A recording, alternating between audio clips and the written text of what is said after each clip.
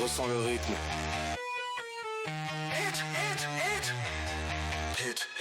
Allez, bonjour à tous, j'espère que vous allez bien. Nous allons parler aujourd'hui cinéma. C'est une vidéo qui fait suite en fait à la vidéo que j'avais fait, rappelez-vous, sur Batman. Et on va commencer directement par Batman. Pourquoi je parle de ça? Parce qu'il faut savoir qu'en bourse maintenant, sur les, vous savez, les 7 magnifiques. Avant c'était les GAFAM, 7 magnifiques. Et ben maintenant on les appelle les Batman avec l'arrivée de Broadcom. Alors pourquoi Batman? Parce qu'en fait, avec les premières lettres de chaque truc, en fait c'est Bat, B-A-T, comme Batman. Après il y a 2 M, 2 A et N. Voilà, Batman. Donc du coup, c'est avec l'arrivée de Broadcom qui a dépassé les 100 000 milliards de valorisation. Et du coup, elle avec Tesla et compagnie, ce qui fait Batman. Voilà, donc du coup, on va commencer du coup par le premier film. Alors déjà, pourquoi je fais la vidéo, c'est pour vous dire que vous et moi, on est les antagonistes dans les films en général. On est les méchants, on est les Thanos. Hein. On va commencer déjà par le film Joker assez rapidement. Le tout premier film Joker, je ne sais pas si vous vous rappelez. Joker, il devient comment Joker? Il tue des riches. Et voilà, on tue des riches, c'est à la mode, hein. Donc il tue des riches pour devenir le Joker adulé, rappelez-vous, à la fin, il fait son sourire, et juste avant, il tue encore un mec qui est dans la télévision, mais qui représente la richesse, et à la fin du film, donc il est adulé par tout le monde, et je sais pas si vous vous rappelez, à la fin du film, il tue encore quelqu'un, puis il se balade dans la prison, t'as l'impression limite qu'il est encore libre à la fin du film. Et c'est vrai que j'avais trouvé le film en 2019 assez dangereux. Hein. Alors, ce qui est marrant avec le réalisateur, c'est que sur le deuxième film, il s'est rendu compte que son premier film posait problème. Le deuxième film n'avait plus rien à voir avec le premier film. C'était plus Joker, c'était Arthur Fleck. Bref. On va commencer déjà par la série, vous devez connaître certainement, Squid Game. Hein, vous l'avez vu, donc il y a eu la première saison, et là il y a la deuxième saison qui est sortie. Et Squid Game, c'est exactement la même chose. L'argent, c'est mal, c'est sale. On le voit hein, dans cette série.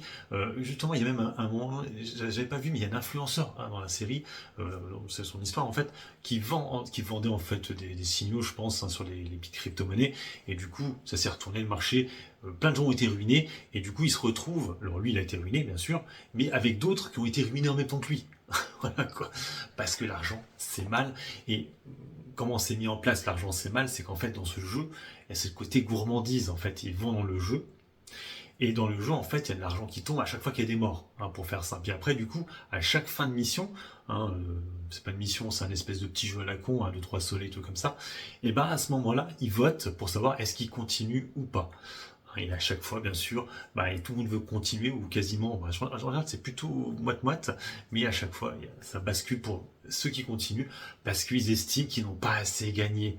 Hein, parce qu'en fait, ce sont des mecs qui sont rejetés de la société, parce qu'en fait, ils ont été manipulés par la société. C'est-à-dire qu'en fait, ils ont trop dépensé par rapport à ce qu'ils pouvaient. Et ils se sont endettés, et ils peuvent plus rembourser. Et c'est ça qui est assez malin dans le film, dans la série, pardon, c'est que justement, hein, c'est un peu des parasites. Hein, il y avait un film comme ça qui s'appelait Parasite aussi, encore coréen. Et du coup, des parasites de la société, et pour s'en débarrasser, on les met dans cette espèce de jeu. Hein. Et là encore, l'argent, c'est mal, c'est méchant. Alors ensuite, on va revenir encore sur les antagonistes, toujours en rapport un peu avec la bourse. Donc juste avant, je vous parlais de Joker. Hein, rappelez-vous, donc Joker qui tue des hommes riches. Je sais pas, vous vous rappelez, hein, dernièrement, ça se parle dans la réalité. Vous avez vu qu'il y a eu un meurtre hein, d'un PDG, un United Health, et en fait, cette personne, maintenant on sait pourquoi il a fait ça, effectivement, c'est bien pour attaquer hein, ces grands groupes d'assurance qui ne rembourseraient pas tout le temps les gens. Alors c'est qu'on connaît pas trop nous chez nous en France, mais aux États-Unis, il faut savoir que ça fait des années que c'est comme ça. Et il y a un film qui le met très bien en image, qui est un ancien film, qui s'appelle Insaisissable. Je sais pas si vous connaissez, c'était une histoire un peu avec des magiciens, et qui était réalisé par un Français, un Frenchie, Louis Leterrier. Et dans ce film-là, donc le premier tour déjà, il y a une histoire d'argent, où effectivement t'as un mec qui se pointe dans une banque qui vole tout l'argent. Voilà déjà. Et le deuxième tour de magie, en gros, c'est justement des gens qui étaient assurés. En fait, je vous raconte rapidement l'histoire. En fait, c'est une équipe de magiciens qui sont chapeautés par un mec de l'ombre, on le voit pas vraiment, mais aussi qui est financé par un mec qui a beaucoup d'argent et qui bosse dans les assurances, justement. Et à un moment, il y a un passage, en fait, où ils font un spectacle et ils disent, voilà, vous allez voir, votre compte en banque va monter. Dans cette salle a connu des difficultés. Certains ont perdu leur maison, leur voiture. Et ce soir, Nous allons vous restituer une partie de votre argent. Pendant qu'ils accomplissaient leur vrai tour. une diversion qui m'a coûté 140 millions de dollars. Progressivement, en grattant des trucs, et effectivement, leur compte en banque monte, et le compte en banque, justement, du financier, descend. C'est pour montrer en fait que ce financier-là, c'était un gros enfoiré. Et qu'en fait, les gentils, c'était ceux qui se sont fait avoir par ces sociétés-là qui visiblement ne les remboursent pas. Voilà, et donc là encore, l'argent est le méchant. Après, bon, donc là, on retourne, on est bien dans cette logique un peu comme il y a eu avec United Health. Hein, c'est-à-dire que, alors moi, c'est vrai que je connais pas trop. Hein, aux États-Unis, c'est un peu différent. Ils n'ont pas d'assurance comme on a chez nous. Donc ça n'a rien à voir. Et effectivement, les assurances ont tendance à être un peu retarder les remboursements. Et du coup, il y a des gens qui pètent les plombs parce qu'ils n'ont pas d'argent. Hein, ils sont bloqués. Donc déjà, voilà, insaisissable, c'était encore là. Vous voyez, l'argent, c'est mal, c'est mauvais. Et il y a plein d'exemples comme ça.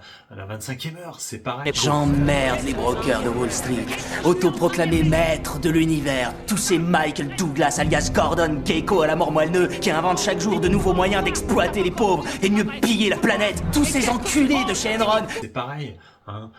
T'as plein de personnages qui sont un peu des grands foirés, qui travaillent dans le monde de l'argent. Dernièrement, on a vu là sur la série, bon, c'est un truc qu'on connaît tous, hein, sur Max. Ils se sont repassés sur Jérôme Kerviel. On a vu que Jérôme Kerviel, mec, avant c'était un mec qui flambait, qui machine. Maintenant, on a l'impression que le mec, limite, il est devenu l'extrême gauche. Limite, t'as l'impression. Hein. Donc, on est tout le temps dans cette logique de tous ceux qui ont de l'argent. Ben, c'est mal. Regardez le loup de Wall Street. Pareil. Au début, c'est sympa, il arnaque les gens et tout. Mais au final, le mec, il finit en tôle.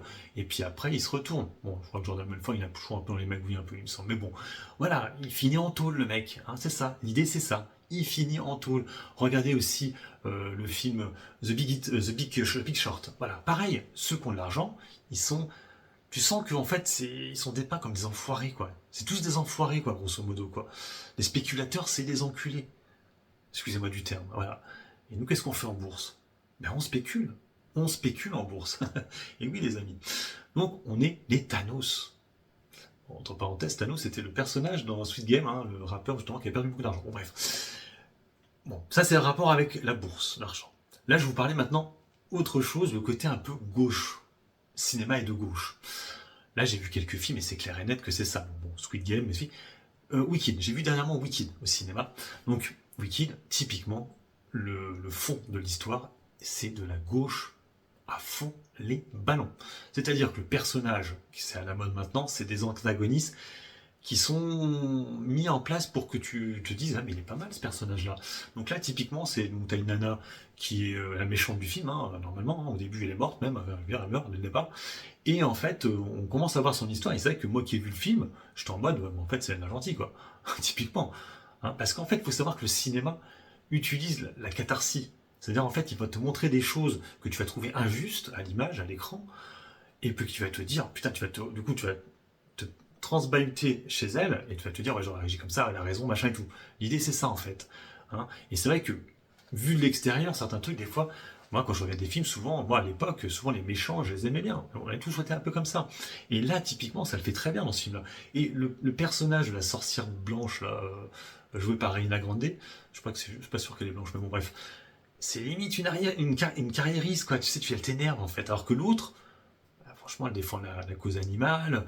Quand elle va voir le fameux Oz, là, qui n'a aucun pouvoir, qui est une espèce d'infabulateur, un mythomane, eh ben, elle est dégoûtée. Elle se dit, mais putain, c'est des enfoirés, ces mecs-là. Et qui veulent, du coup, son pouvoir, machin. Puis, bien sûr, il y a tout le côté, hein, où effectivement, alors, il faut savoir que Wicked, hein, c'est le nom du film, à l'époque, la pièce de théâtre, c'était deux femmes blanche qui faisait le truc. Là, dans celui-ci, ils ont pris quand même une black pour jouer celle qui est en vert.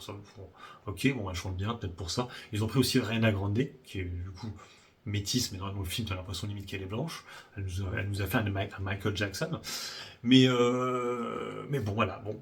Et là, typiquement, on est vraiment sur des grosses idées de gauche, Wicked.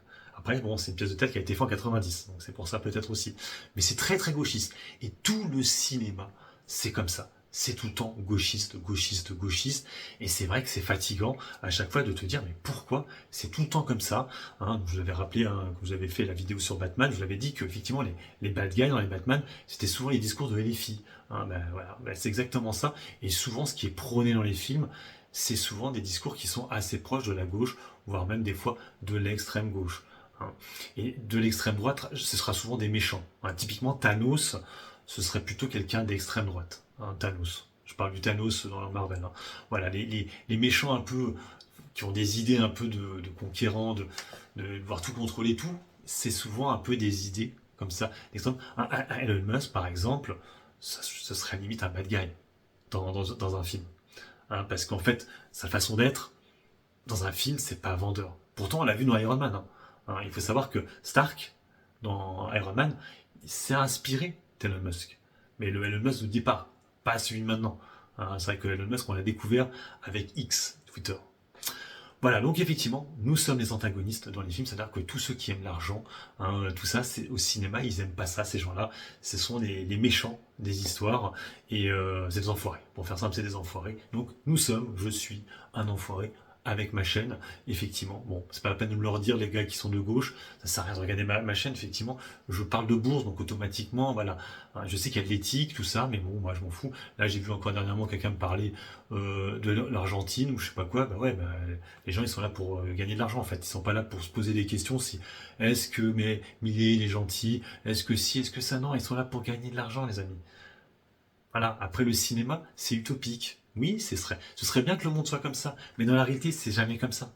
Donc, faites-vous un truc, bon, c'est de la catharsis, tu vois le film, voilà, t'es tranquille, machin et tout, ouais, bon, c'est pas la réalité, mais t'aimes bien, mais après, la réalité, c'est la vie de tous les jours. Hein. Dans la vie de tous les jours, quelqu'un qui se prend des balles, il est mort. Hein, voilà, c'est pas le mec qui va faire 50 saltos comme dans les James Bond, tout comme ça.